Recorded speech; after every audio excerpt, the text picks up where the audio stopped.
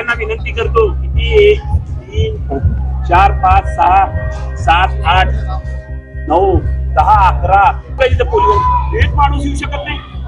मला विचार करायचा, खरंच विचार करण्याची गोष्ट साहेब, तुम्हाला सुद्धा विचार करण्याची गोष्ट आहे। सब नहीं करते वहाँ हम हम एक ही एवढं घाबरत असाल, एवढं घाबरत असाल तर कशाला करायचं? एकटा होते साहेब, तुम्ही आम्हाला मारा आम्हाला, अरे काय करत जनशक्ती पक्षाचा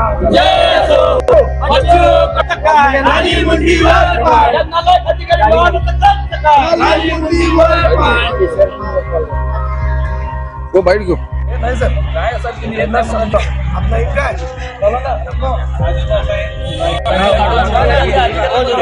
अपंगांचा निधी खाऊ दे, अपंगांच्या मातीत घालू दे, त्यांना अपंगाचा तळतळ लागू दे, त्यांना कसं कळत नाही त्या आईला एवढं। आता शाळेच्या विद्यार्थ्यांना बघा, या आरोग्याच्या ह्याच्या पुढे किती घाण आहे, यांचं काम आहे का नाही सगळं करण्याचं।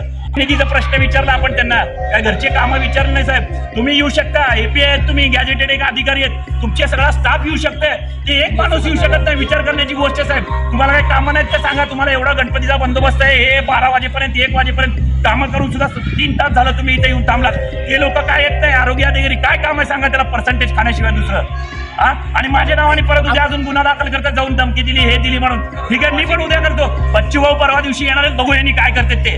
डायरेक्ट आरोग्य अधिकारी आयुक्ताच्या इथे घेऊन जातो, असं नसतं। निवेदन केलं साहेब, विचार करा। 8 दिवसापूर्वी 3-4 दिवसापूर्वी आम्ही येणार आहे, आम्हाला दाखवा। तुम्ही जर काही चुकीचं करत असाल दाखवा ना आम्हाला दाखवायला काय अडचण आहे। तुमचं काय म्हणणं आहे की घरी देतं हे आम्ही अशा 2 शब्द बोलायचे, हे माझ्या अखत्यारीत देत नाही, मी जे होतं ते दाखवायचं संपलं, दुसरं काय तिथं काय हे करणार आहे। दिव्यांगाचा निधी दुसरीकडे खर्च करता येते, कसं खर्च केला दे ना आम्हाला, किती दाखवा। आम्ही पदाधिकारी आहे, आम्हाला माहित तर होऊ दे की खरोखर तुम्ही चुकलाय नाही चुकलाय तर काय नेमकं प्रकरण तुम्ही आणि अधिकारी येत नाही म्हणून तुम्ही एक संताप व्यक्त केलेला आहे, काय तुमची मागणी प्रमुख? आमची मागणी जी आहे, महानगरपालिकेचं दिव्यांगांचं थेरपी सेंटर बाजूला असताना आदरणीय आमचे पक्ष प्रमुख दिव्यांग मंत्रालयाचे अध्यक्ष बच्चूभाऊ कडू इथे आलेले असताना सर्वसामान्यांचं जे थेरपी सेंटर आहे ते थेरपी सेंटर दाखवून तिथं सजावट करून त्याची दिशाभूल करण्यात आली, म्हणून आरोग्य अधिकाऱ्याचा महानगरपालिकेचा प्रथमतः निषेध करतो।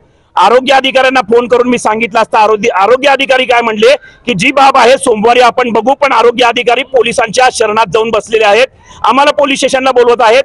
केवळ आम्ही पोलीस स्टेशनला जाऊन हा मार्ग निघणार नाही, तर दिव्यांग बांधवांना न्याय मिळण्यासाठी त्यांचं जे थेरपी सेंटर आहे, रोज 118 लोकांना थेरपी करणं गरजेचं असतं असं शासन सांगतं, महानगरपालिका सांगते।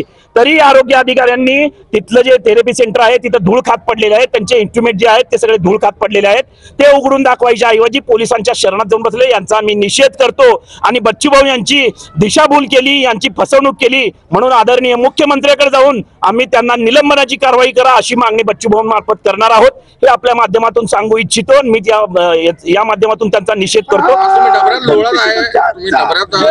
लोळत आहे म्हणजे झोपून आंदोलन करत आहे घाण पाण्याच्या डबऱ्यामध्ये, त्याच्याबद्दल काय? अहो मला सांगा, पोलीस प्रशासनाला एवढा मोठा गणपतीचा बंदोबस्त, गणपती उत्सव चालू असताना 50 पोलीस इथं आलेले आहेत, त्या एका आरोग्य अधिकाऱ्याला लाज वाटायला पाहिजे। लाज, तू एकटा येऊ शकत नाही, इथं एकटा येऊ शकून शहानिशा करू शकत नाही तू। पोलीस बंदोबस्त लावतात, तेवढे मोठे पोलीस लोक येतात, म्हणजे पोलिसांना काम नाही, फक्त या आरोग्य अधिकाऱ्याला काम आहे असं या माध्यमातून सांगू इच्छितो। याचा 1 नाही 10 वेळा निषेध करतो।